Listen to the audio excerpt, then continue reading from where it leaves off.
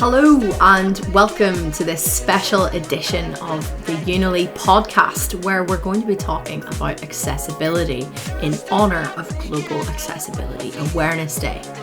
Today we're joined by our newly appointed Accessibility Manager, Chamandeep Singh Grover, to learn a little bit more about why accessibility is so important and what enterprises can do to support disabled employees. So welcome, Chamandeep. How are you doing today? Hi, great. It's great to be here. Thanks for your time and thanks for inviting me on here. Very welcome. It's fantastic to have you. So before we go into a little bit more depth on accessibility, Chamandeep, I wondered if you could tell us a little bit about your work history. Where did your career begin? Yeah, of course. So from a very young age, I was very passionate about technology and the new technology innovations coming on board. I always do follow the latest technology, and programming and development was something that I was always interested in. So having done a software engineering degree, I started to work as a software engineer with a company called SHL in 2012, and for about 7 years I worked with them as a developer, but alongside this I was also looking into accessibility and analysis and taking part in research projects and so on. But back in 2019, I went specifically into accessibility consulting. So I've had the pleasure of working with clients like Shell, the FCA, the Cabinet Office, and recently I've joined Unily. So with all these different experiences and how companies take technology and build technology, it's really put me in a good position to understand the needs of corporates where accessibility is concerned. And from what my experience is, this has been a journey. It's a very good journey that I've had. Fantastic. And I suppose, if you started out in software, can you tell me a little bit about why you moved in to the accessibility space? I'm thinking, obviously we've had a lot of shifts in terms of social media, access to digital content, and then of course the legal landscape has also shifted in the past few years. But why does accessibility mean so much to you? Accessibility is a passionate since forever, really, and that is because I have been blind since birth. So having access to technology, having not received the best access to non-digital solutions, it's something that I've grown up with, facing barriers and challenges to access information and different content. So when I came into the professional world and in the industry and saw that there's a lot that can be done out here to make solutions more accessible, then it's definitely, there was no doubt of taking that career path. So having that personal experience since birth and also the professional experience gives me a very unique perspective. Yeah, I'm sure. So you really know more than many about accessibility, I suppose, in your own personal circumstances. I can still tell, even in 2023, it feels to me that sadly many organisations still don't seem to be prioritising accessibility. Do you agree? What do you think about that? Absolutely. I think we're still in the very early stages of the accessibility journey. Many organisations are becoming on board with accessibility. So if I talk about the number of roles, for example, when I started out, there was hardly any accessibility recognition across the industry.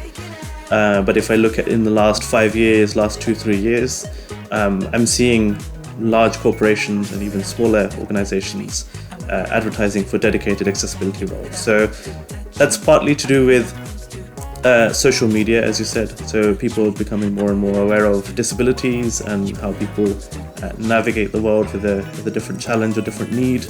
But of course, there's that legal aspect. So in the US and the Canada regions, there are stricter laws in place to ensure that digital solutions are accessible. And of course, the public sector in the UK recently have become quite stricter on accessibility being a key requirement. And it should be, because having access to information is actually a human right. And given situations and circumstances like the pandemic recently, we are all dependent on technology. Technology plays a key part in everybody's lives now. Yeah, absolutely. And I suppose accessibility has become so much more democratized as an issue, as well as we start to think about neurodivergence, ADHD, people with autism. I guess there's this common misconception that accessibility only affects a very, very small proportion of employees. But as you say, I think the past few years we've seen, more and more that isn't the case. And yeah, the pandemic probably threw into light some of those disparities, right? Absolutely. I think one of the biggest thing that the pandemic has seen, and I guess this is one of the very, very few positives that we can take out of the pandemic, is people with disabilities or people with a challenge. They've suddenly been able to take part in work. They've been able to be recruited, whereas before it was a simple question: can you travel to the office? And even if there was a slight doubt, there would be no chance for them to easily get recruited. And you talked about the common myth. It is absolutely correct. I think one of the key issues I've seen, or key challenges I've come across in my career, is people thinking accessibility only affects people with disabilities, and there aren't many of those users around, so is there really a point of doing this? But in effect, actually, it affects everybody. When we make changes to a digital interface, if we make things simpler, if we make things easy to access, it affects everyone. And if I talk about some real world examples, speech recognition, for example, was only implemented in the first place to help people with physical impairments. And now we're all shouting, hey Google and Siri and Alexa and so on.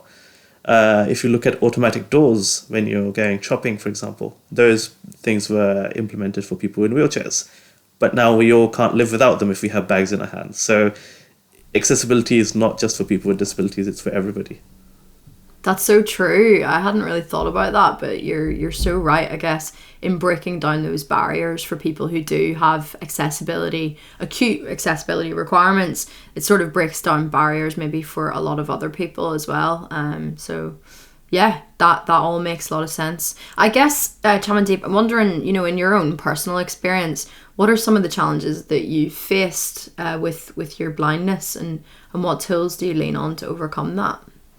Sure. So when I was growing up, technology hadn't come as far. I am 31, so it's still, there was some technology around. But if I give you some non-digital examples, when traveling on the bus, for example, there was always a method of traveling. So remembering when the bus goes up a hill, down a hill, if it goes round a roundabout.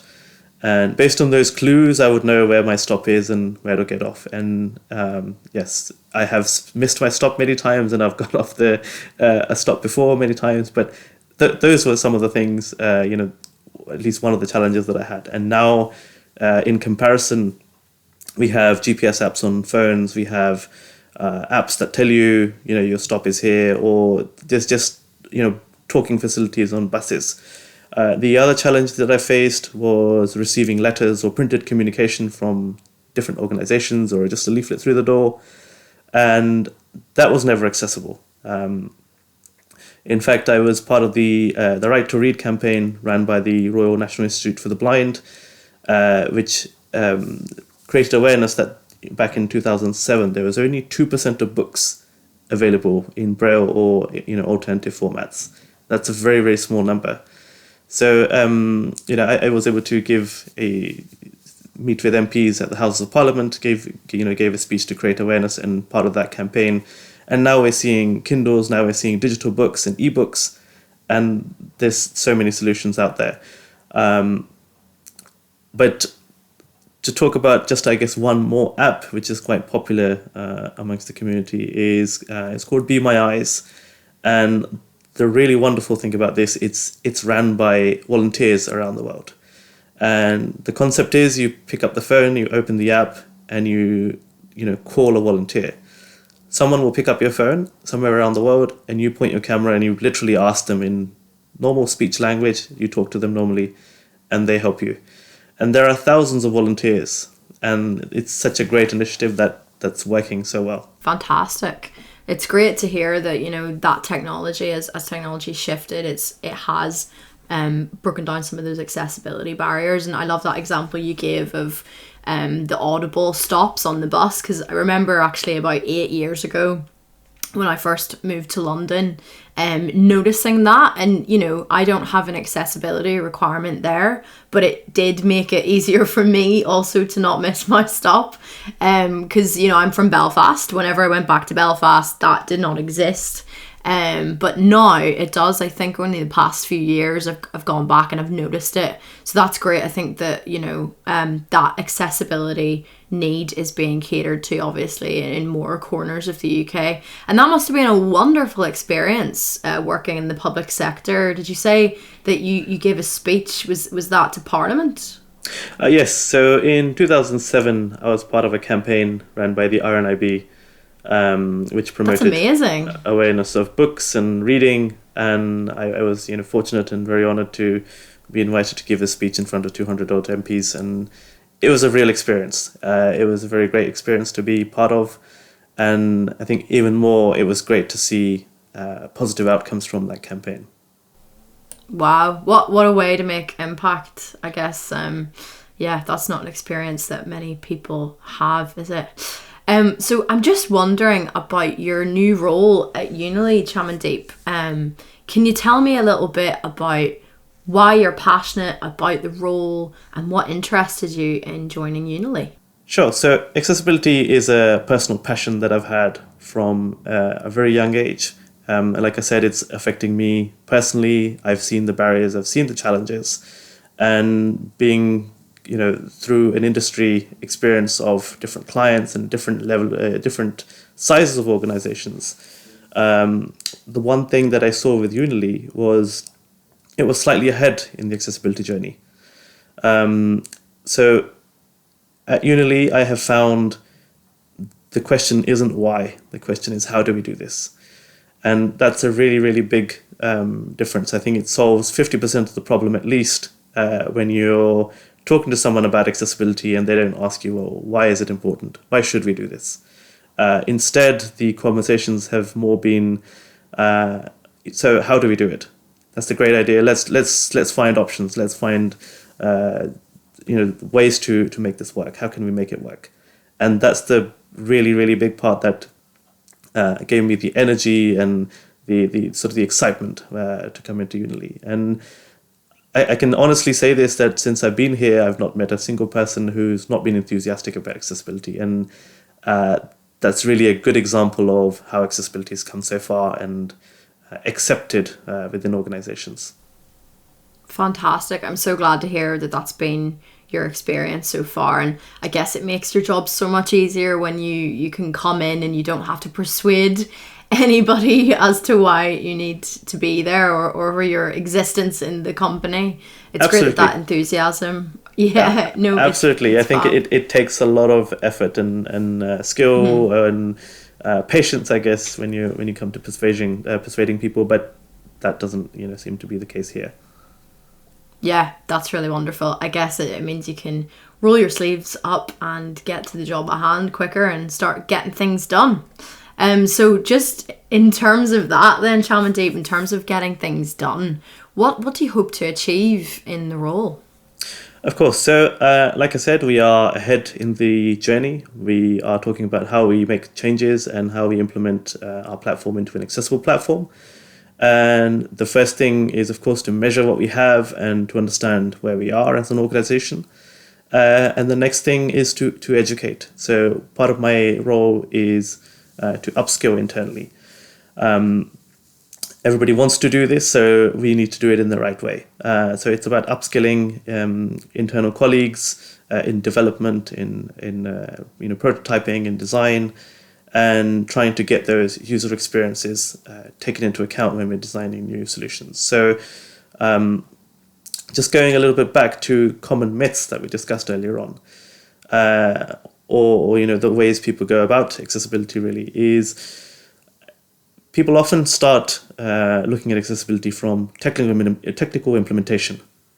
So how do we make this accessible from a digital standpoint? And the first thing they do is, look at the code. This is how we make the code correct.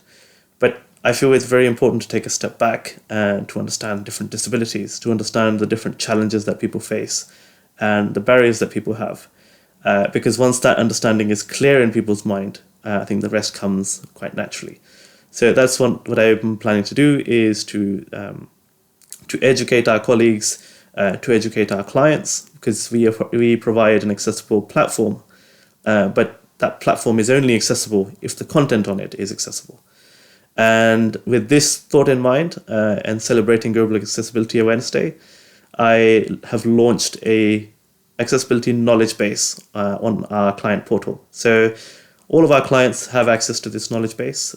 It provides guidance and tools on how to make content accessible. It will have legal documents that people can refer to. It will contain guidance and instructions on features that we have and we will have in future on enhancing the accessibility. So it's really a great space for our clients to go to and work with us to make our platform more accessible and inclusive. Fantastic. Yeah, and the knowledge portal and the knowledge bases, I know, are a recently established feature within Unily. So it's great that I think that is the first knowledge base that's been created in Universe, our customer platform. It's wonderful that that is centered around accessibility, and that is the first knowledge base in action that our customers will see across Universe. And of course, there are thousands of them in there, so that's really wonderful. I just wondered, Chamandeep, what are some of the common mistakes that you've seen companies make when it comes to accessibility? Yeah, so I think I'll talk about the WebAIM study. So WebAIM are quite a reputable organization who create awareness of accessibility and do a lot of great work in the space. In 2020, they reviewed approximately 1 million homepages across different sites. And they found that 98% of those pages had at least one WCAG area. WCAG are the Web Content Accessibility Guidelines, which are the global standard, globally recognized standard that companies follow around the world. So we had at least 98% of those pages with at least one issues. And they break down something like the following. So we have 86% of pages with contrast issues. That is a huge number of pages that people can't read because there's not sufficient contrast. There's about 60% with missing link labels.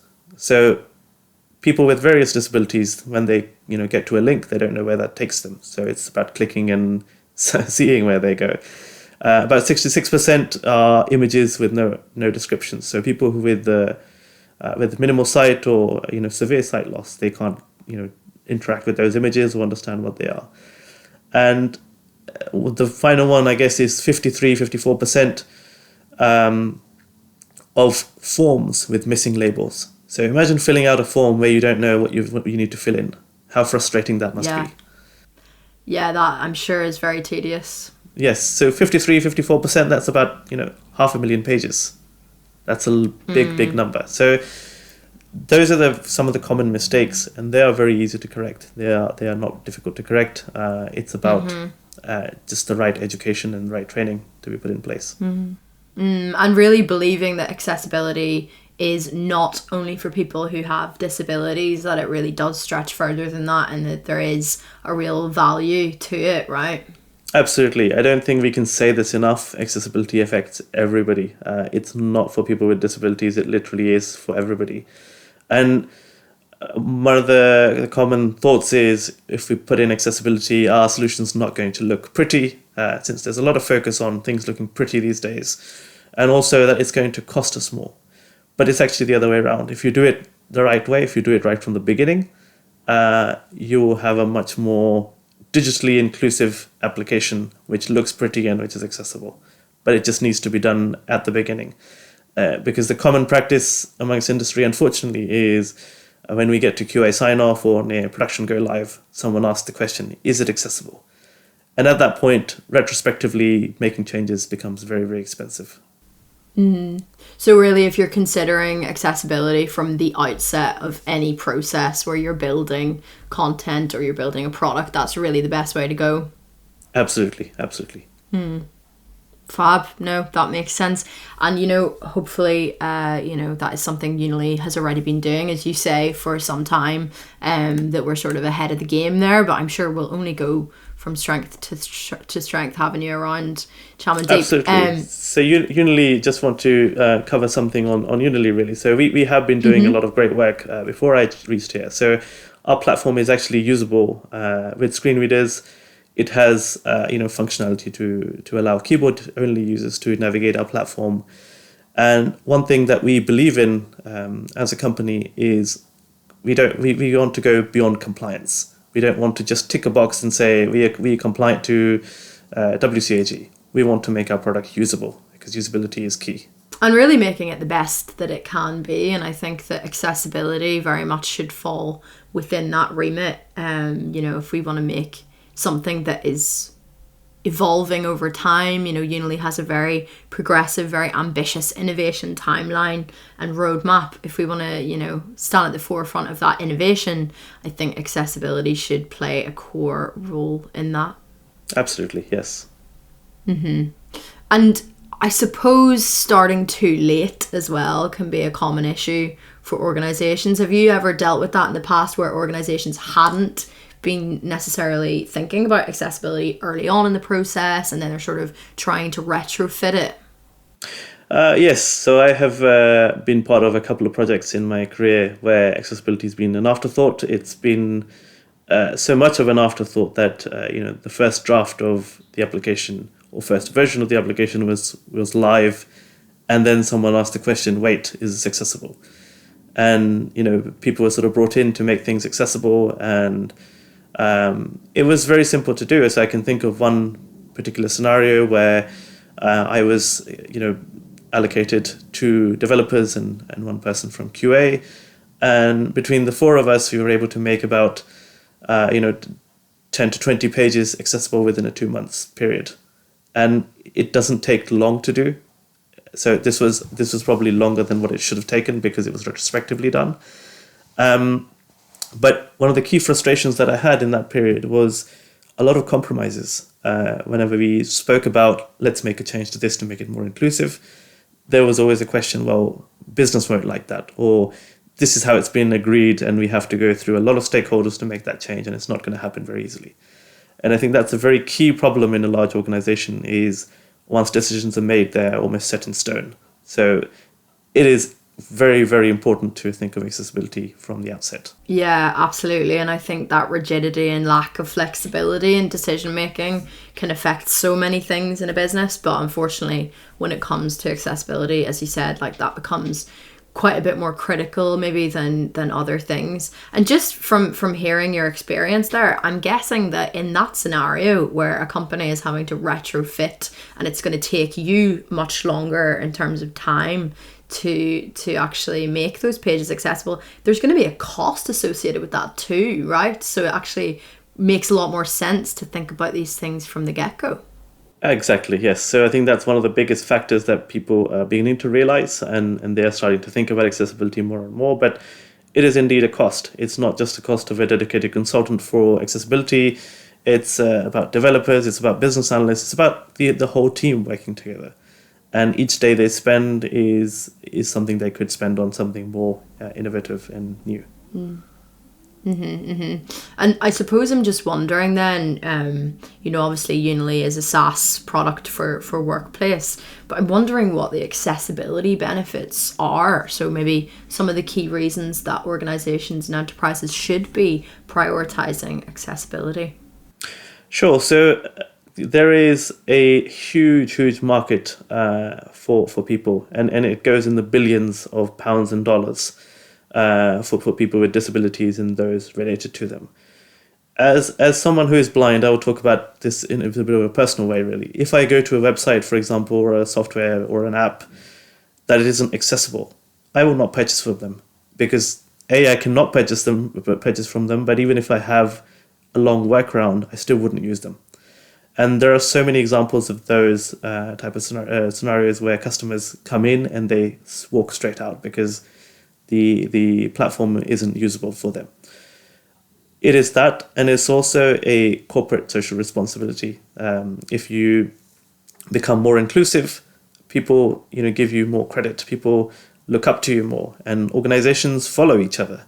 It's not just about customers. When large organizations, small organizations in the same sector do something great and they become more inclusive, for example, other organizations will follow suit. So it's about making a change that affects everybody, and it's across the board. And of course, there is that legal challenge which scares many, and it plays a big role in making things inclusive when there's a legal. Yeah, and I suppose the legal aspect of things is kind of that fear in the back of a company's mind, that if they're not compliant with the legal requirements, that there will be a big fine, or they could get in hot water. And I guess it might be viewed as a little troublesome or tedious by organizations, but there is really a place for that, isn't there? And I suppose, from your experience when you were speaking to Parliament and working with the Cabinet here in the UK, that really underpins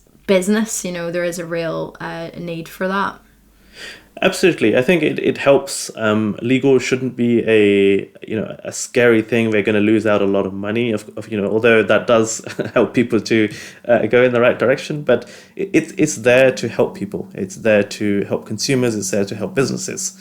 It's there to guide you and, make things work in the right way. So I don't think it should be taken as a fearful thing, and it should be taken as a guide and to do the right thing.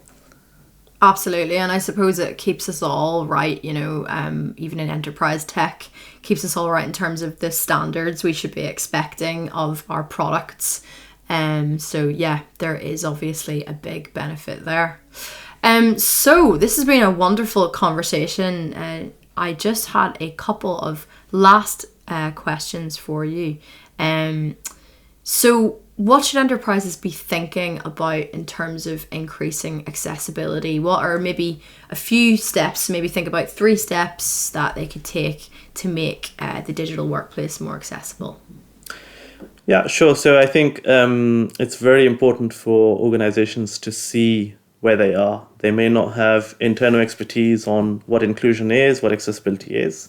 And there's a lot of great organizations out there, great people out there who do this. So they can come in and review your strategy, your solutions, and how accessible you are, how inclusive you are. And this is not just for digital. This can be non-digital as well. So we're talking about digital a lot here, but accessibility is also non-digital. So it's about measuring what you have.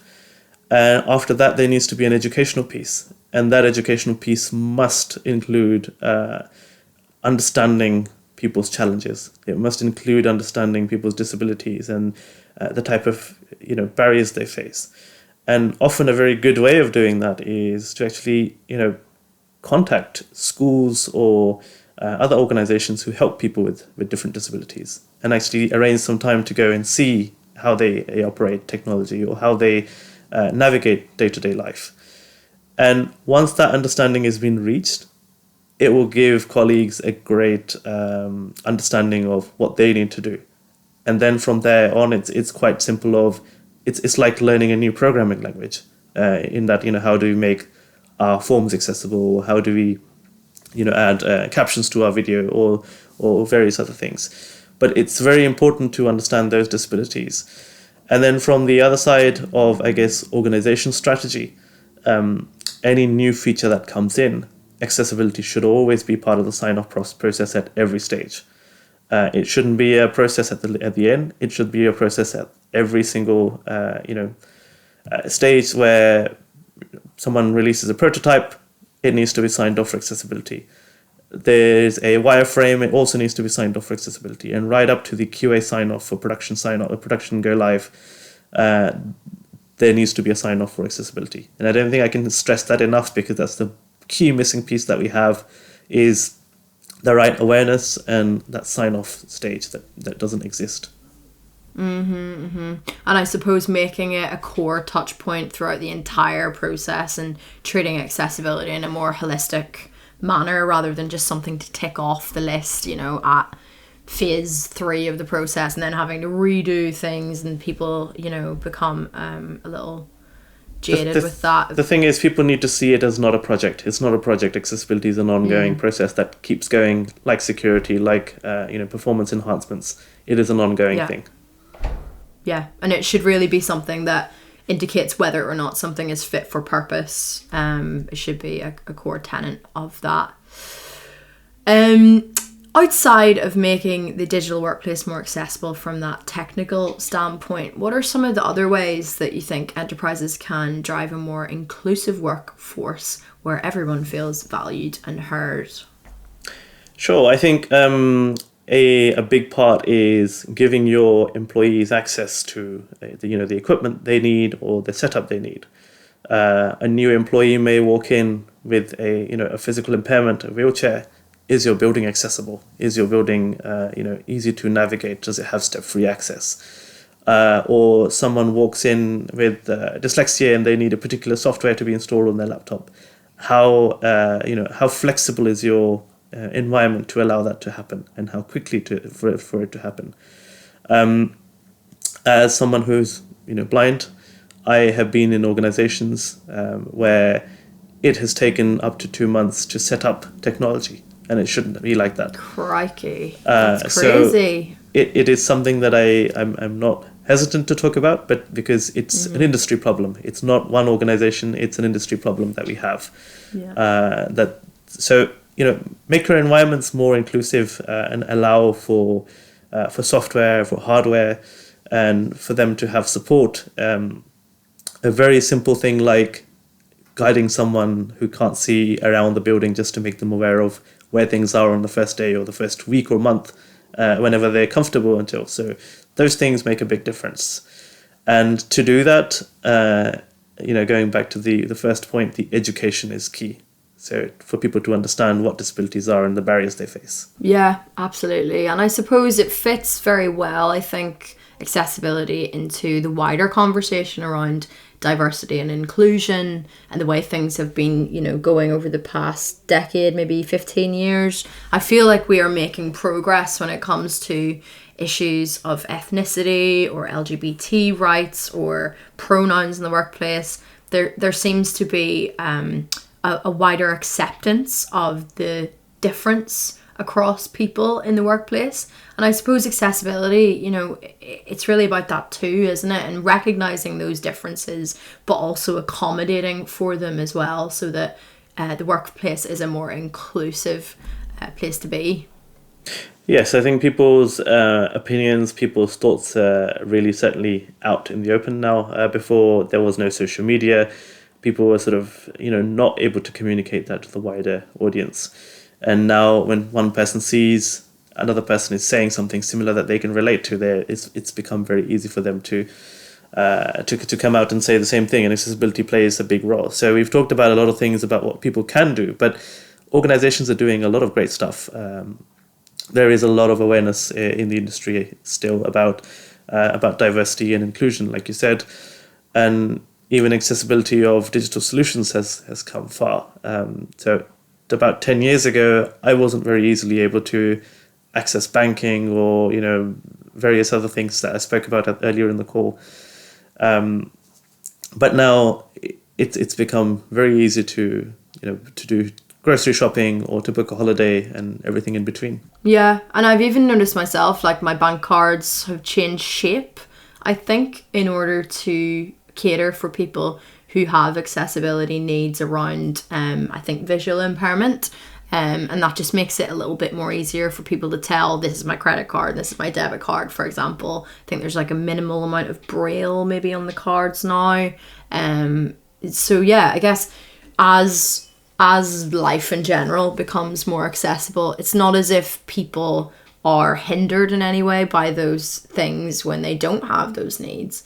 I think that, as you said before, obviously a lot of those things are actually beneficial for everybody. It just makes it a little more easier for everyone to grab the right card out of their wallet, for example, and breaks down those barriers. And I think that, as we build out a SaaS product, as we develop something that we do want to cater to a diversity of people, accessibility should be a core theme that runs through all we do. Yes, absolutely. I think it's the very tiny changes that can make a big difference to someone's life. So, if you ever go to a chip and pin machine or an ATM, you'll see a dot on the 5, and you can feel that, and that's to navigate people.